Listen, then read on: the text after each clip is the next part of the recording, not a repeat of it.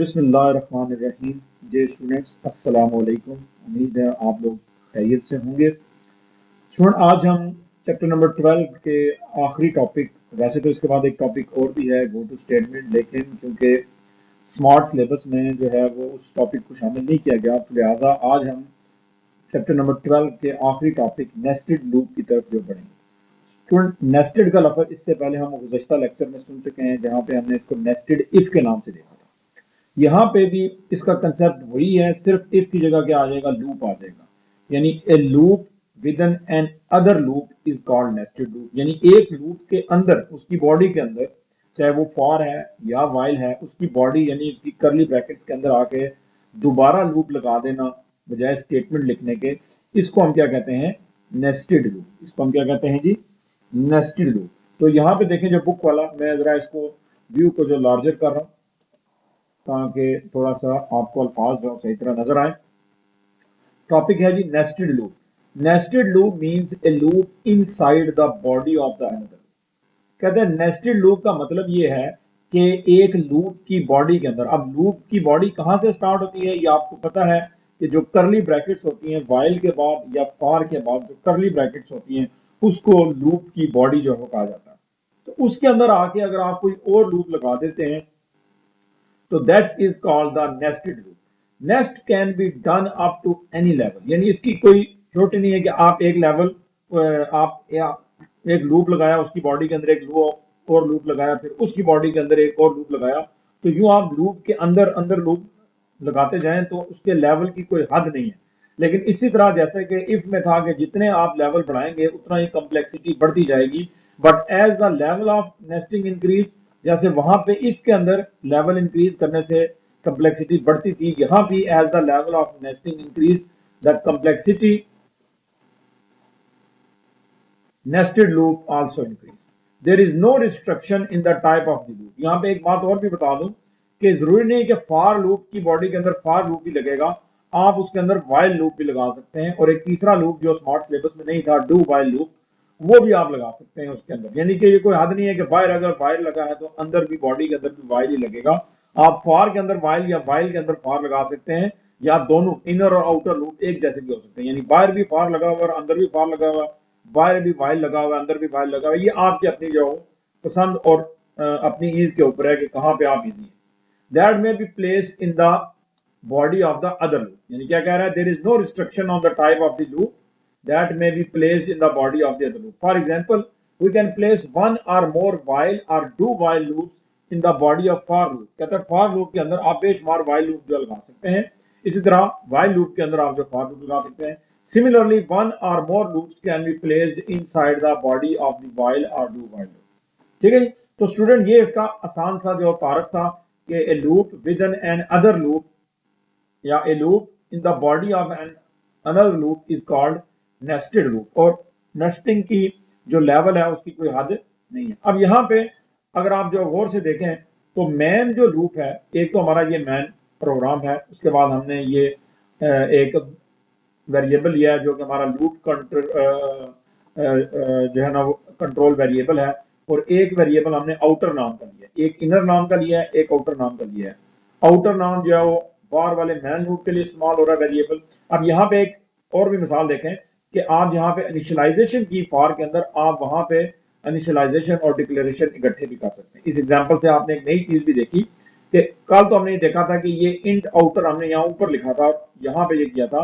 इस मिसाल से आपने देखा कि आप ये कर सकते हैं कि यहाँ पे जहां पे इनिशियलाइजेशन है वहां पे डायरेक्ट डिक्लेरेशन भी कर सकते हैं। अब ये बाहर वाला लूप है और ये अंदर वाला लूप है। अब ये दो प्रोग्राम जब चलेगा तो ये वाली ज्योमेट्रिकल शेप जो बनेगी, यानी एक उल्टी राइट एंगल ट्राइंगल, अगर आप ये देखें जिसकी बेस ऊपर है, वैसे तो ट्राइंगल की बेस नीचे होती है लेकिन इसकी बेस ऊपर है, तो इसलिए मैं इसको उल्टी राइट एंगल ट्राइंगल जो कह रहा हूं, तो स्टेरिक की मदद से उसने ये बनाई हुई है।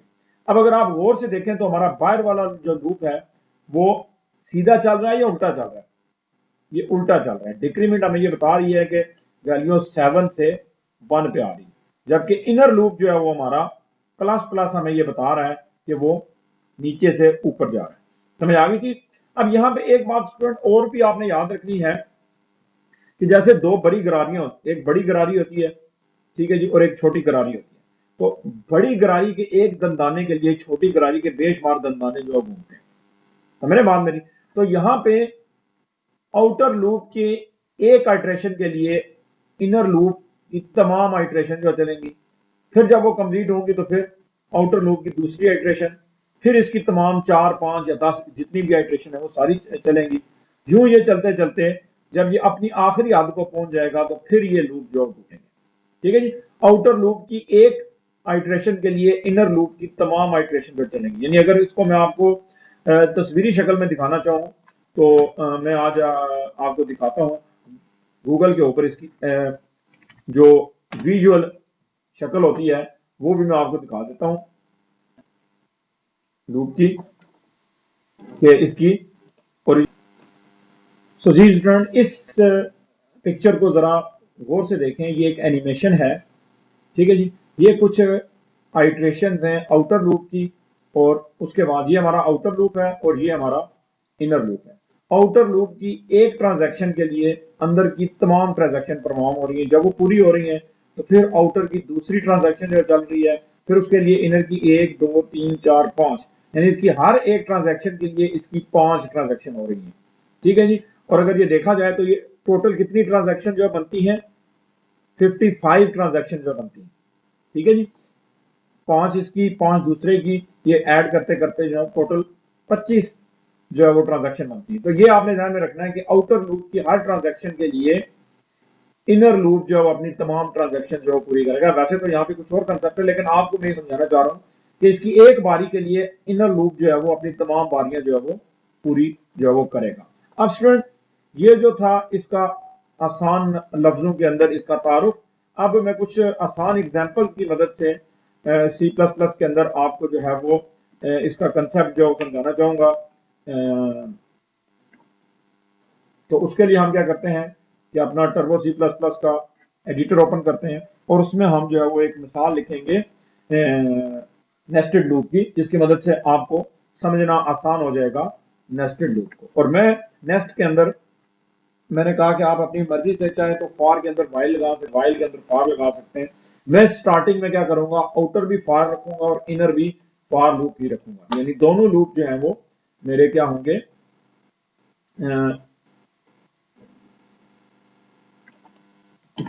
फॉर लूप होंगे। मैं यहां पे एक वेरिएबल ले लेता हूं आई, ठीक है जी, या ओ।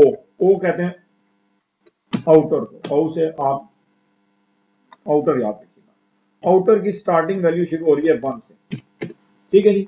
अब हम यहाँ पे फॉर लूप लगाते हैं। फॉर आई जो है अच्छा, फॉर की इनिशियलाइजेशन आपको पता है कि हम ब्रैकेट के अंदर भी जो कर सकते हैं। तो यहाँ पे आई इज इक्वल टू 0, ठीक है जी। आई 1 से स्टार्ट होगा और आई कहां तक जाएगा, ओ कहां तक जाएगा, less than or equal to 5 और ओ प्लस प्लस, ठीक है जी।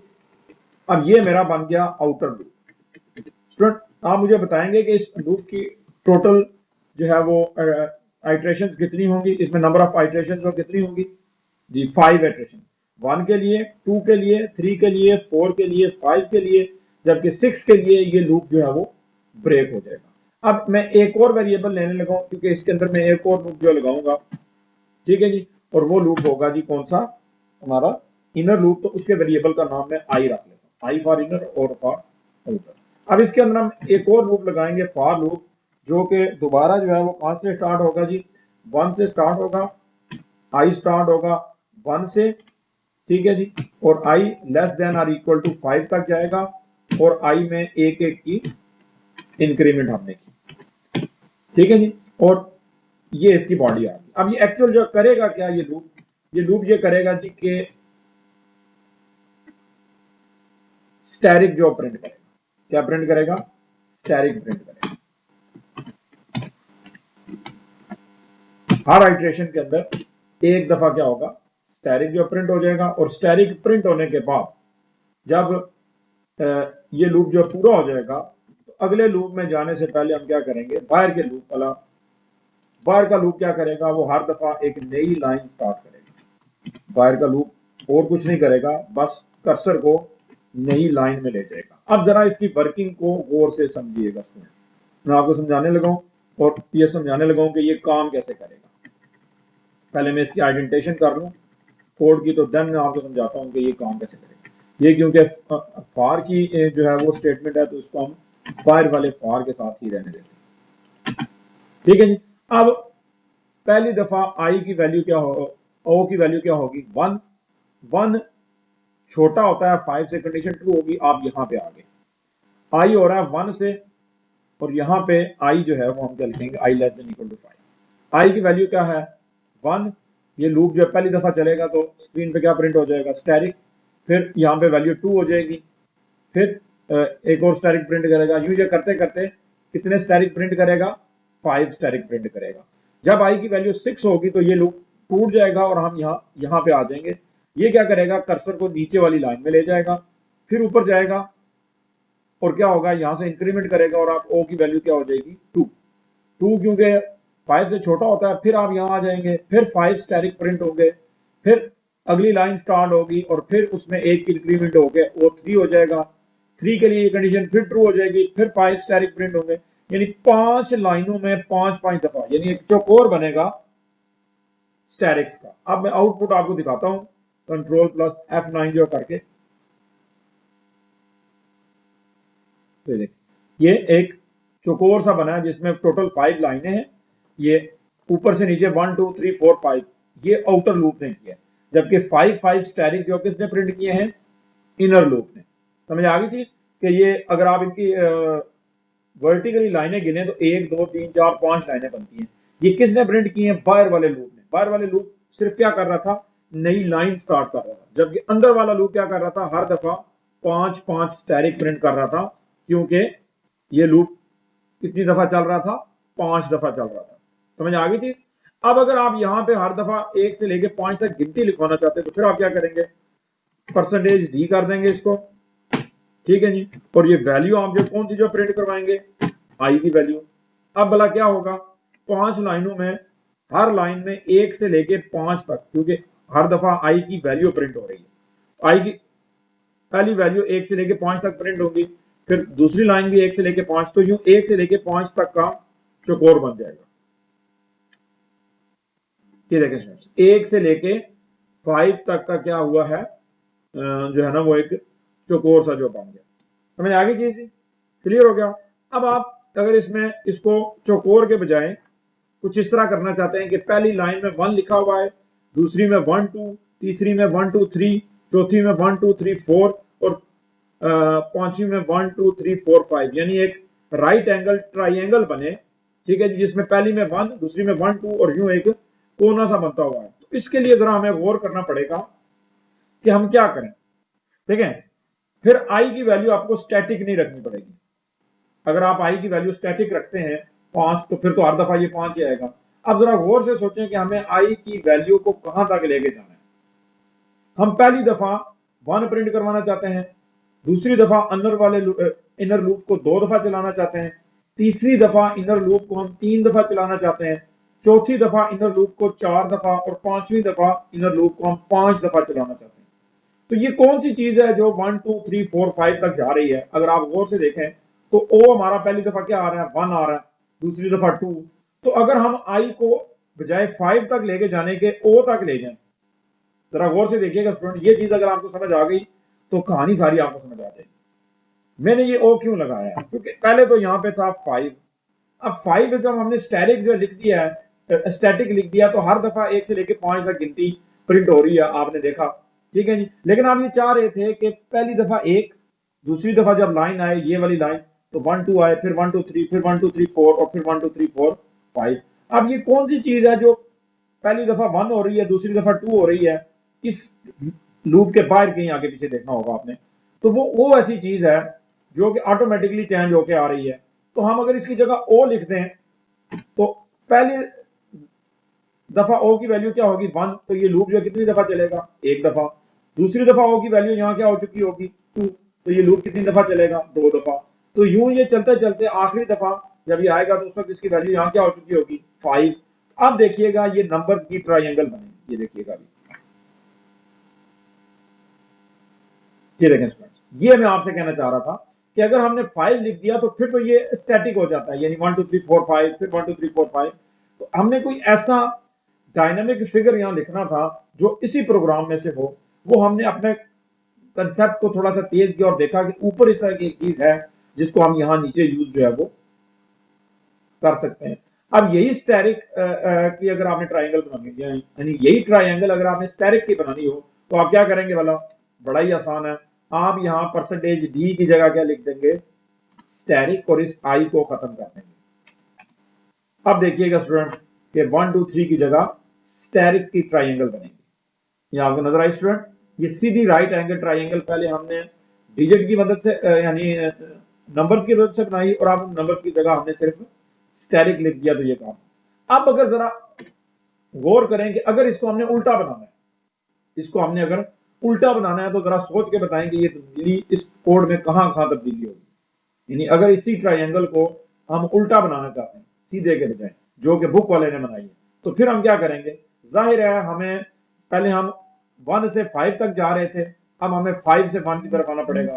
तो पहले तो बाहर वाले लूप को उल्टा जो है करना पड़ेगा, ताकि ऊपर यहां पहली दफा 5 वैल्यू आएगी तो 5 तारीख ऊपर जो प्रिंट होंगे ना, तो 5 से लेके जब तक ये बड़ा नहीं होता और बराबर नहीं हो जाता किसके, 1 के, और इसमें से एक एक की डिक्रीमेंट करते रहो। क्या करते रहो, डिक्रीमेंट, उसमें से माइनस जो करते रहो। अब यहां पे आप क्या करेंगे कि पहली दफा आपने इसको चलाना है जी, कहां से इसको आपने चलाना है। अब पहली दफा इसकी वैल्यू 5 आ जाएगी, तो ये 1 से लेके कहां तक चलेगा, 5 तक चलेगा। इस लूप को उल्टा करने की जरूरत नहीं है, क्योंकि ओ पे डिपेंड कर रहा है ना। तो ये आई जो है पहली दफा हमने ऊपर कितने स्टैरिक लगाने हैं, 1 2 3 4 5, तो ये 5 दफा चलेगा तो 5 स्टैरिक लगेंगे ना। तो अब वही ट्राइंगल सिर्फ ये कोड चेंज करने से उल्टी ट्राइंगल बनेगी, ये देखिएगा।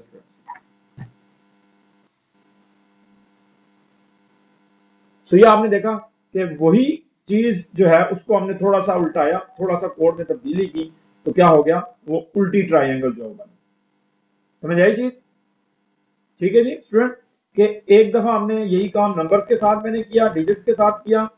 पहले तो मैंने पूरा चौकोर बनाया, पहले तो मैंने पूरा चौकोर बनाया। अब भी आप दोबारा चौकोर बना सकते हैं कि यहाँ पे इसको दोबारा जो 5 तक ले जाएं हर दफा, तो ये फिर चौकोर बन जाएगा। फिर इसको ऊपर से आने की कोई जरूरत नहीं जो पड़ेगी। अब ये किस्म का चौकोर ही बनेगा, क्योंकि हर दफा ये 5 दफा ही जो चलेगा ये लूप। तो जब 5 दफा चलेगा तो 5 ही स्टेरिक प्रिंट करेगा ना। जबकि उस केस में हम हर दफा स्टेरिक की तादाद को कम कर रहे हैं, और उसको हमने मैच कर दिया है किसके साथ, ओ के साथ। जो भी ओ की वैल्यू आ रही है ऊपर से, उसको हम जो है वो उठा रहे हैं। तो स्टूडेंट, होप सो ये आपको अच्छी तरह ये समझ आ गया होगा। बहुत ही इंपॉर्टेंट क्वेश्चन है, और इसी एक्सरसाइज का एक क्वेश्चन समझ हमने हल कर लिया है जो लेटर ऑन आएगा, जिसमें आपने ये करना है कि 1 से लेके 5 तक की ट्राइंगल जो है वो बनानी है, सीधी ट्राइंगल या उल्टी ट्राइंगल। इस केस में वो ट्राइंगल उल्टी बनेगी, ठीक है ना। इस केस में वो ट्राइंगल उल्टी बनेगी। ये देखें, उल्टी ट्राइंगल। ये आपके एक्सरसाइज का आगे एक, इसी चैप्टर की एक्सरसाइज का एक जो क्वेश्चन भी आगे आ रहा है, जो कि आपने जो करना है। तो ये चलें, आज की मिसाल में वो भी हल हो गया। तो अगर आपको कहा जाता है कि इसको सीधा करें, इस ट्राइंगल को, क्योंकि क्वेश्चन में उसने यही ट्राइंगल आपसे सीधी मांगी हुई है, तो जस्ट यहां पे तब्दीली होगी कि आप इसको क्या करेंगे, 5 दफा सीधा चलाएंगे। और सीधा चलाने के लिए हमें पता है कि हमने प्लस प्लस करना होता है, माइनस माइनस नहीं करना होता। अब वही ट्राइंगल सीधी बनेगी डिजिट्स की। ये देखें स्टूडेंट्स, ये आपकी बुक में आगे जो क्वेश्चन आने वाला है एक इसी एक्सरसाइज का, जो कि चले आज इसी माने हमने इसकी मिसाल देखते हुए वो क्वेश्चन भी हमने हल कर लिया है। लेकिन कल जब मैं आपको एक्सरसाइज जो कराऊंगा तो फिर और ज्यादा आपको वो क्वेश्चन जो समझ आएगा। ये इस का क्वेश्चन नंबर है जी, वो प्रोग्राम नंबर 13 है। ये क्लास वर्क में है, प्रोग्राम नंबर 13। उसने 0 से स्टार्ट किया है। अगर वो कहता है 0 से स्टार्ट करें तो कोई मसला नहीं, हम इसको 0 से भी स्टार्ट कर लेंगे। ये देखेंगे हमने इसको 0 से स्टार्ट किया अगर, ठीक है जी। और पहली दफा हमने